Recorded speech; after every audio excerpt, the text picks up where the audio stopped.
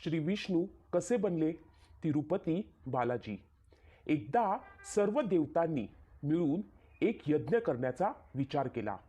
त्याप्रमाणे यज्ञाची तयारी पूर्ण झाली. तेव्हा वेदने एक प्रश्न केला. त्यामुळे एक समस्या समोर आली.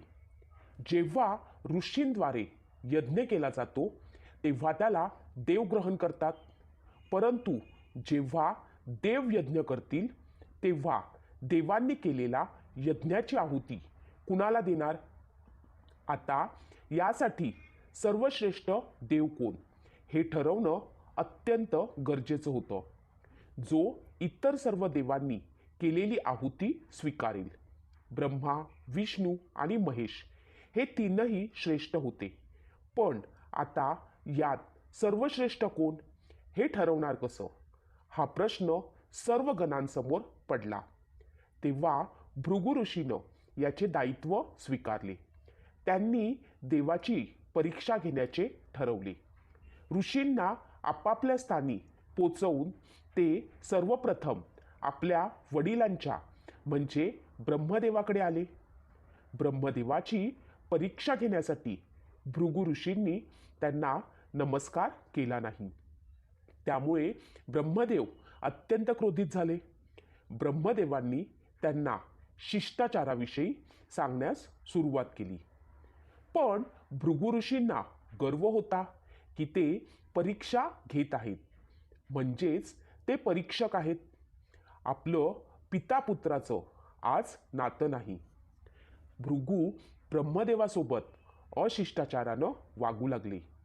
तेव्हा ब्रह्मदेवांना खूप राग आला आणि त्यांनी आपला कमांडलू घेऊन त्यांच्या मागे त्यांना मारण्यासाठी पळाले.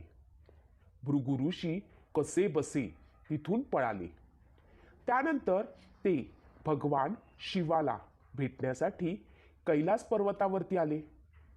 तेथे कोणतीही पूर्वसूचना न देता तसेच तेथील गणांशी परवानगी न घेता ते थेट जेथे शिव आणि पार्वती विश्राम करत होते तेथे पोहोचले.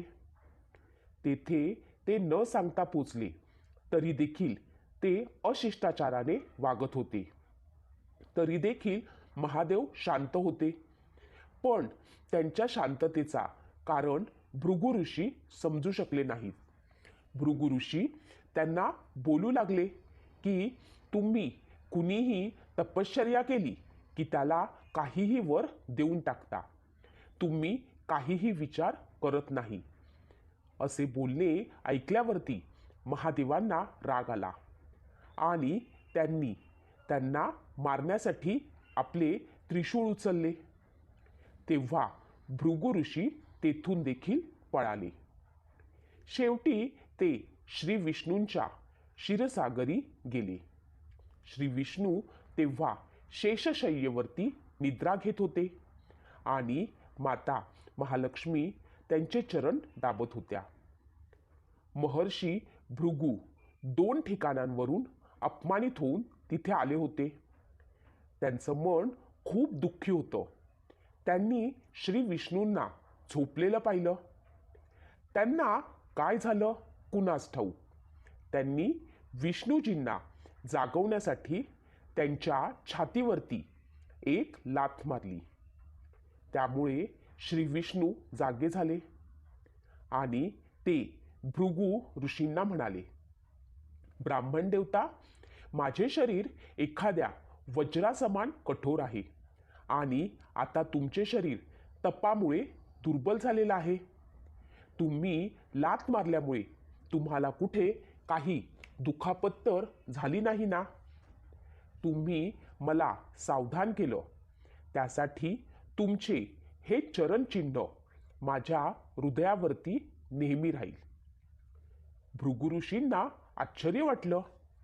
त्यांनी तर देवाची परीक्षा घेण्यासाठी हा अपराध केला होता, परंतु श्री विष्णू ती शिक्षा देखील हसत स्वीकारत होते. तेव्हा त्यांनी विचार केला की श्री विष्णूसारखी विनम्रता आणखी कुणाकडे नाही. त्यामुळे श्री विष्णू हे सर्वश्रेष्ठ देवता आहेत. तीनही देवांची परीक्षा घेऊन झाल्यानंतर ते पुन्हा ऋषींना भेटण्यासाठी आले. त्यांनी त्यांना संपूर्ण घटना सांगितली. तेव्हा सर्व ऋषीगणांनी असा निर्णय घेतला की श्री विष्णू हेच यज्ञाचे प्रधान देव असतील आणि त्याचा मुख्य भाग त्यांना दिला जाईल. पण माता महालक्ष्मी मात्र भृगु ऋषींनी आपल्या पतीच्या छातीवरती लाथ मारली हे पाहून खूप क्रोधित झाल्या होत्या. त्यांना ह्या गोष्टीचा राग होता की त्यांनी भृगु ऋषींना शिक्षा करण्याऐवजी त्यांचे चरण पकडून त्यांची क्षमा मागितली. क्रोधाने पेटलेल्या महालक्ष्मी मातेला वाटले की मी ह्या जगात ज्याला सर्व शक्तिमान समजते तो तर एक निर्बल आहे. ते धर्माची रक्षा करण्यासाठी अधर्मी लोकांचा, दुष्ट लोकांचा नाश कसा करतील. रागाच्या भरात महालक्ष्मीनं श्री विष्णू आणि वैकुंठ दोघांचा त्याग करण्याचे ठरवले. पत्नी ही आपल्या पतीला सर्वश्रेष्ठ मानत असते. पण जर पत्नीसमोर कोणी त्याच्यावरती प्रहार केला आणि पती मात्र त्याला कोणत्याही प्रकारचा प्रतिकार करणार नाही, ही गोष्ट त्यांच्या मनाला पटत नव्हती. महालक्ष्मीने ठरवलं की ही जागा माझ्या राहण्यायोग्य नाही, पण वेगळं राहावं तरी कसं. श्री विष्णूंपासून वेगळं होऊन राहणं तिला जमणार नव्हतं. म्हणून ती योग्य वेळेची वाट पाहू लागली. श्री विष्णूंनी हिरण्याक्षचा उद्धार करण्यासाठी वराह अवतार घेतला आणि दृष्टांचा नाश केला. महालक्ष्मीला हीच वेळ योग्य वाटली. महालक्ष्मीने वैकुंठाचा त्याग केला आणि ती पृथ्वीवरती एका वनात तपश्चर्या करू लागली. तप करता करता मातेनं आपल्या शरीराचा त्याग केला. श्री विष्णू वराह अवतारातील आपलं कार्य संपवून वैकुंठाला आले तर तेथे महालक्ष्मी नव्हती. ते महालक्ष्मीला शोधू लागले. श्री विष्णूंनी तिला तीनही लोकांमध्ये शोधले, पण तपाच्या जोरावरती महालक्ष्मी मातेनं भ्रमित करण्याची शक्ती प्राप्त करून घेतली होती. त्याच शक्तीचा उपयोग करून त्यांनी श्री विष्णूंना देखील भ्रमित ठेवले. पण शेवटी श्री विष्णूंनी त्यांचा पत्ता लावलाच.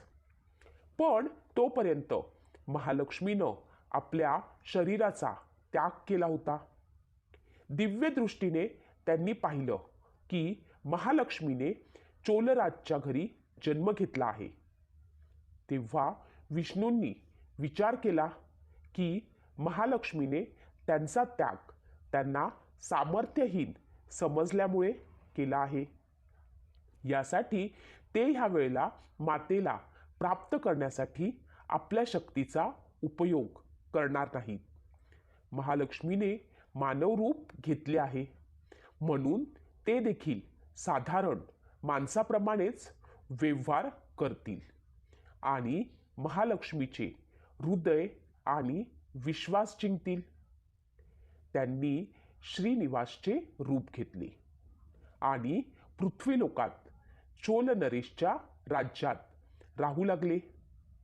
ते महालक्ष्मीला भेटण्याच्या योग्य वेळेची प्रतीक्षा करू लागले.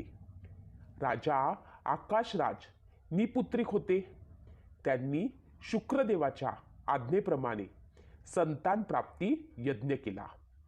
राजानं त्या जागी खोदले तर तेथून एक पेटी निघाली.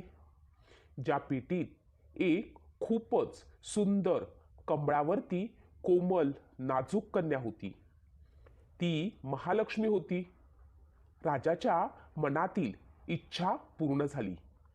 ती कन्या कमळाच्या फुलात भेटली म्हणून तिचे नाव पद्मावती असे ठेवले.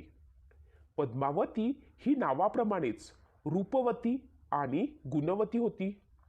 साक्षात माता लक्ष्मीचा अवतार. आता पद्मावती लग्नायोग्य झाली होती. एके दिवशी ती आपल्या बागेत फुलं तोडत होती. त्या बागेत श्री विष्णू म्हणजेच श्रीनिवास देखील गेले होते. तेव्हा त्यांनी पाहिले की एक हत्ती एका तरुणीच्या मागे लागला आहे आणि तिला घाबरवत आहे. राजकुमारी सोबत आलेले सैन्य देखील मागे सरले होते. तेव्हा श्रीनिवासनं बाण चालवून त्या हत्तीला थांबवले आणि पद्मावतीची रक्षा केली. श्रीनिवास आणि पद्मावती यांनी एकमेकांना पाहिले आणि त्यांच्या मनात एकमेकांविषयी ओढ निर्माण झाली. दोघे देखील काही न बोलता आपापल्या घरी निघून गेले. श्रीनिवास घरी तर आला, पण त्याचं मन मात्र पद्मावतीचाच विचार करत होतं. ते पद्मावतीचा ठिकाणा कसा काढावा हा विचार करत होते. त्यानंतर श्रीनिवासने एका ज्योतिषीचा वेश धारण केला आणि पद्मावतीचा ठिकाणा शोधू लागले. हळूहळू श्रीनिवास ज्योतिषीची ख्याती संपूर्ण चोल राज्यात पसरली. पद्मावतीच्या मनात श्रीनिवासविषयी प्रेम जागृत झालं. ती देखील श्रीनिवासला भेटण्यासाठी व्याकुळ झाली होती. पण कोणत्याही प्रकारचा पत्ता ठाव ठिकाणा माहीत नसल्यामुळे तिचे मन चिंतित होते. या चिंता आणि प्रेमविरहामुळे तिने भोजन आणि शृंगार करणे सोडून दिले. यामुळे तिचं शरीर कमकुवत बनत गेलं. राजाला आपल्या मुलीची ही अवस्था पाहिली जात नव्हती. त्यामुळे तो खूपच चिंतित झाला होता. ज्योतिषीच्या प्रसिद्धीची माहिती राजाच्या कानापर्यंत पोहोचली. राजाने ज्योतिषी श्रीनिवासला बोलावले आणि सर्व सांगून आपल्या मुलीच्या अशा दशेचे कारण विचारले. श्रीनिवास जेव्हा राजकुमारीला पाहण्यासाठी तिथे पोहोचले तेव्हा त्यांनी तिथे पद्मावतीला पाहिले. त्यामुळे ते खूपच आनंदित झाले. ते त्यांच्या प्रयत्नात सफल झाले होते. त्यांनी पद्मावतीचा हात आपल्या हातात घेतला. थोडा वेळ हाताकडे पाहत ते म्हणाले, तुमची मुलगी प्रेमविरहामध्ये खंगत आहे. तुम्ही हिचा लवकरात लवकर विवाह करून द्या. त्यामुळे ही पुन्हा स्वस्थ होईल. पद्मावतीनं जेव्हा श्रीनिवासकडे पाहिलं त्याला पाहता क्षणी तिने ओळखलं. तिच्या चेहऱ्यावरती प्रसन्नतेचे भाव आले आणि ती हसू लागली. खूप दिवसानंतर आपल्या मुलीला असे आनंदी पाहून राजानं विचार केला की ज्योतिषानं जे सांगितलं ते अगदी तंतोतंत बरोबर आहे. राजाने श्रीनिवासला विचारलं, ज्योतिष महाराज, जर आपल्याला हे माहीत आहे की माझी मुलगी प्रेम विरहामुळे दुःखी होती, तर तुम्हाला हेही माहीत असेल की ती व्यक्ती कोण आहे. तो जो कोणी असेल त्याच्याबरोबर मी तिचा विवाह करण्यास तयार आहे. तेव्हा श्रीनिवास म्हणाले, महाराज, एक दिवस तुमची मुलगी बागेत फुलं तोडायला गेली होती. तेव्हा एका हत्तीनं तिच्यावरती हमला केला होता. तेव्हा तुमचे सैनिक देखील मागे हटले होते. तेव्हा राजकुमारीला एका धनुर्धारीनं वाचवले होते. यावर राजा म्हणाला, हो, माझ्या सैनिकांनी मला हे सांगितले होते की एका वीर पुरुषानं माझ्या मुलीचे प्राण वाचवले. पण त्या घटनेचा आणि माझ्या मुलीच्या प्रेमाचा काय संबंध? तेव्हा श्रीनिवास म्हणाले, महाराज, तुमच्या मुलीला तिचा जीव वाचवणाऱ्या तरुणा समवेत प्रेम झाले आहे. राजाने विचारणा केल्यावरती श्रीनिवासने सांगितले की तो कुणी सामान्य युवक नाही, तर तो स्वतः शंखचक्रधारी भगवान विष्णू आहेत. यावेळी ते वैकुंठाला सोडून मानव रूपात श्रीनिवासच्या नावानं पृथ्वीवरती राहत आहेत. तुम्ही तुमच्या मुलीचा विवाह त्यांच्यासोबत करा. मी त्यांच्याशी विवाह कसा करायचा हे सारं काही पाहून घेईन, त्याची सारी व्यवस्था करेन. हे सारं ऐकून राजा आनंदित झाला. आपला जावई स्वतः श्री विष्णू बनतील या गोष्टीचा त्याला खूप हर्ष झाला. श्रीनिवास आणि पद्मावती यांचा विवाह ठरला. श्रीनिवासने म्हणजेच विष्णूंनी शुक्रदेवाच्या मदतीने सर्व देवी देवतांना आपल्या लग्नाचे आमंत्रण पाठवले. शुक्रदेवाच्या सूचनेनुसार सर्व देवी देवता खूप आनंदी झाले. सर्व देवी देवता श्रीनिवासला भेटण्यासाठी पृथ्वीवर आले. परंतु श्रीनिवासला ह्या आनंदासोबतच एक चिंता देखील सतावत होती. तेव्हा देवतांनी त्यांना विचारले, भगवंत, पूर्ण विश्वाची चिंता तुम्ही हरण करता आणि अशा आनंदाच्या क्षणी आपण इतके चिंतातूर का आहात? तेव्हा श्रीनिवास म्हणाले, चिंतेची बाब तर आहेच, कारण माझ्याकडे धनाची कमी आहे. महालक्ष्मीने माझा त्याग केला, त्यामुळे मी धनहीन झालो आहे. स्वतः महालक्ष्मीने तपश्चर्या करून स्वतःच्या शरीराचा त्याग केला आणि मानव रूप धारण केले आणि मागील जन्माच्या सर्व आठवणींना गुप्त केलेले आहे. त्यामुळे तिला ह्या गोष्टीची आठवण नाही की ती महालक्ष्मी आहे. ती तर स्वतःला राजकुमारी पद्मावती समजते. त्यामुळे मी देखील निर्णय घेतला आहे की जोपर्यंत मी महालक्ष्मीचे प्रेम आणि विश्वास जिंकत नाही, तोपर्यंत माझ्या शक्तीची मी जाणीव होऊ देणार नाही. मी आपली कोणतीही लीला दाखवणार नाही. यामुळे मी देखील एक साधारण माणसाचे जीवन जगत आहे आणि ती आहे राजकुमारी. राजाच्या मुलीशी लग्न करायचे आणि तिच्यासोबत संसार करायचा म्हणजे त्यासाठी धन, वैभव आणि ऐश्वर्याची गरज आहे. ते सर्व मी कुठून आणू? खुद्द श्री विष्णूंना धनाची कमतरता भासू लागली. हीच तर भगवंतांची लीला होती. श्री विष्णू आता विवाहासाठी धनाचा प्रबंध कसा करतील यामुळे ते चिंतित होते. सर्व देवतांनी जेव्हा हे ऐकले तेव्हा त्यांना देखील आश्चर्य वाटले.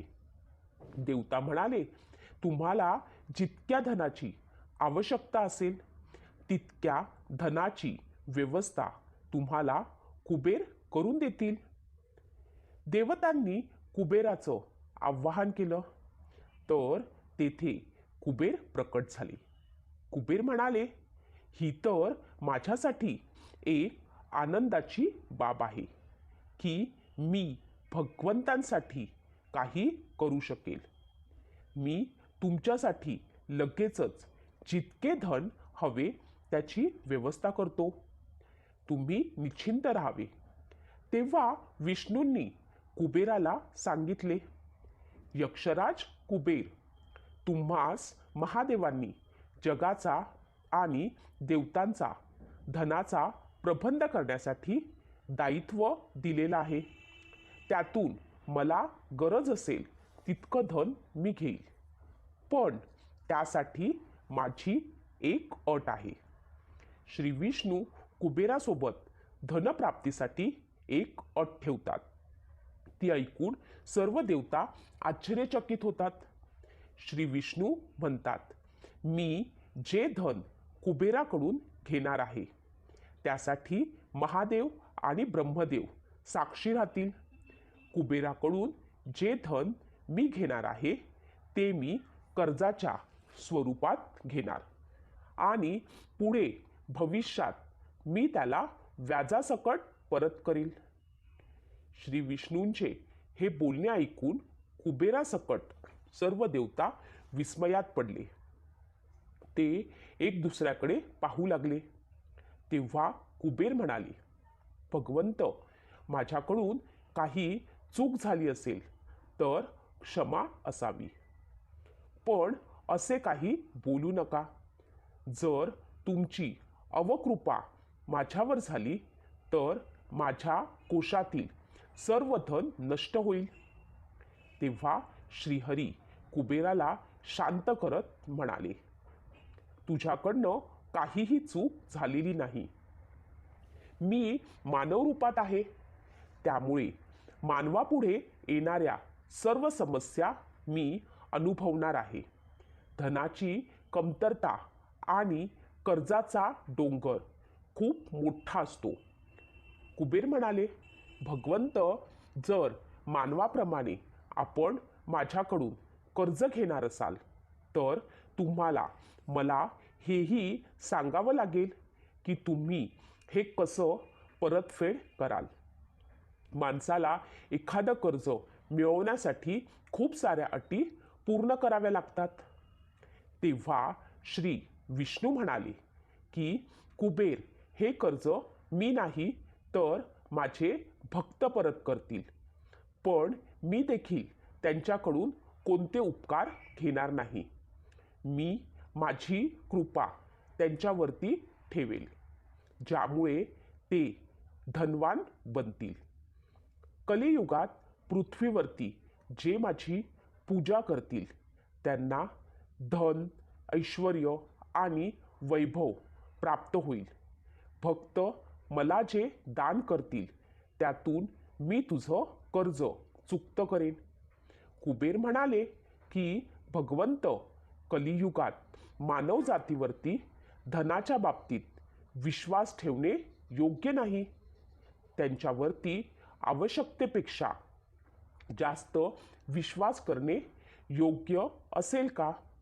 तेव्हा श्रीनिवास म्हणाले, शरीराचा त्याग केल्यानंतर तिरुपतीच्या तिरुमला पर्वतावरती बालाजीच्या नावानं लोक माझी पूजा करतील. माझ्या भक्तांची माझ्यावरती अतूट श्रद्धा असेल. ते माझ्या आशीर्वादाने त्यांच्या प्राप्त धनामध्ये माझा देखील हिस्सा ठेवतील. ह्या नात्यांमध्ये ना कुणी दाता असेल ना कुणी याचक असेल. कलियुगाच्या अंतापर्यंत भगवान बालाजी धन, ऐश्वर्य आणि वैभवाचे देवता बनून राहतील. अशा प्रकारे मी कलियुगाच्या अंतापर्यंत तुमच्याकडून घेतलेले कर्ज व्याजासकट परत करेल. हे सारं ऐकून कुबेराने श्री विष्णूंना जितकं धन हवं होतं त्याची व्यवस्था केली. त्याला साक्षी ब्रह्मदेव आणि महादेव राहिले. दोघेही वृक्षरूपात साक्षी बनले. आजही पुष्पकर्णी तीर्थाच्या किनारी ब्रह्मदेव आणि महादेव वडाच्या झाडाच्या रूपात साक्षी बनून उभे आहेत. असे म्हटले जाते की तेथे नवनिर्माण करत असताना जेव्हा ह्या दोन्ही झाडांना कापले जाऊ लागले तेव्हा त्यातून रक्ताच्या धारा वाहू लागल्या. तेव्हापासून ह्या झाडांची देवतांप्रमाणे पूजा होऊ लागली. याप्रमाणे श्री विष्णू म्हणजे बालाजी आणि पद्मावती म्हणजे माता महालक्ष्मी यांचा विवाह खूप धूमधडाक्यात झाला, ज्यामध्ये सर्व देवी देवता आले होते. बालाजीच्या मंदिरात येणारे भक्तगण दानदक्षिणा करून देवावरचे कर्ज उतरवत आहे, जे कलियुगाच्या अंतापर्यंत चालू राहील. अशी ही तिरुपती बालाजींची कथा.